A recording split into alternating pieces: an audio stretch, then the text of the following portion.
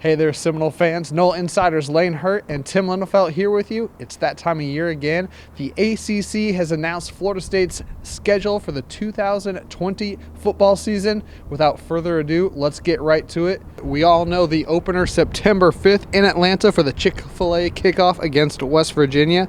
Then it's the home opener on September 12th against Samford. Then it's the return matchup against Boise State out in Idaho on September 19th. An early open date for the Noles on September 26th.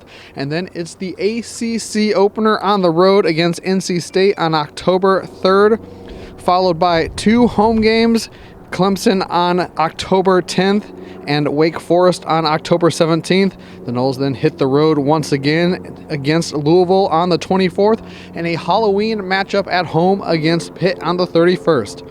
Then it's one of the best rivalries in all of college football.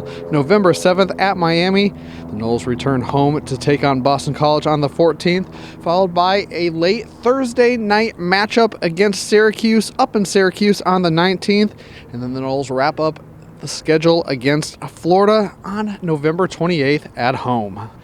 Tim, what are your thoughts overall on the schedule when you first take a look? First thought is it's about as challenging as we expected it to be. It's a tough schedule for Mike Norvell in his first year at Florida State. Obviously, it's nice. You already knew you're going to get Clemson and Florida at home. That's a good thing.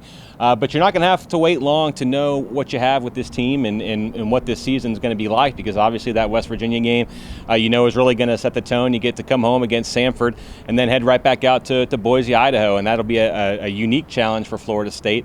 Chance for some retribution from last year for the players who played in that game, and a new venue for Florida State to play in. So there's a lot to like about it. I think it sets up well, certainly from a fan's perspective. And again, for those of us who are curious about what Florida State's going to look like in Mike Norvell's first year, you're not going to have to wait long to get a sense for what the Seminoles are going to look like. When you look at stretches for the schedule, we already knew about it. I looked at the opener against West Virginia, home against Samford, and then the trip to Boise, a critical stretch for Mike Norvell in his first season as head coach. Is there another stretch, now that we know what the ACC slate looks like, that really sticks out to you? Yeah, I think really the one right after that, those first three games, and you get your bye week early in the season, and after that you got 4 consecutive games against teams from the ACC Atlantic. So you're starting off at NC State. You know how hard it can be to play in Raleigh.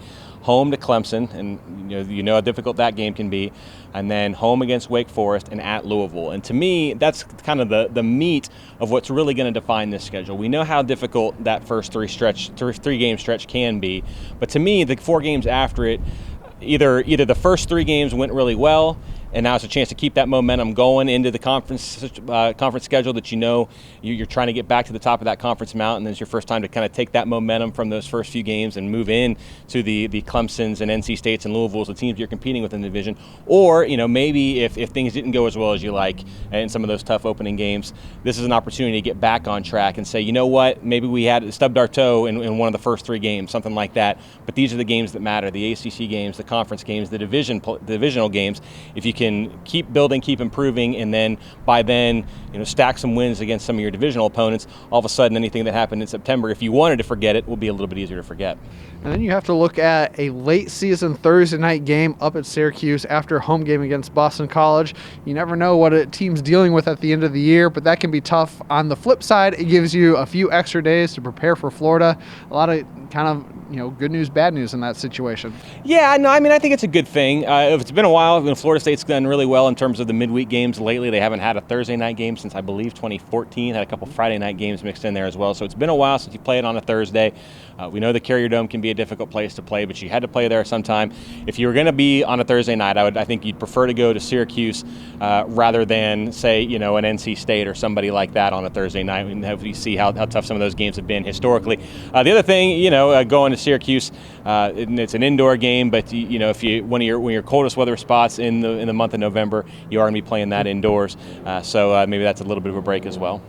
There you have it, Seminole fans. That 2020 schedule is out. Make your plans, book your hotels, buy your tickets, get out and support your Noles wherever you may be. And of course, we'll have much, much more this spring as Mike Norvell and his first season as Seminole head coach unfolds. We have his signing day on February 5th.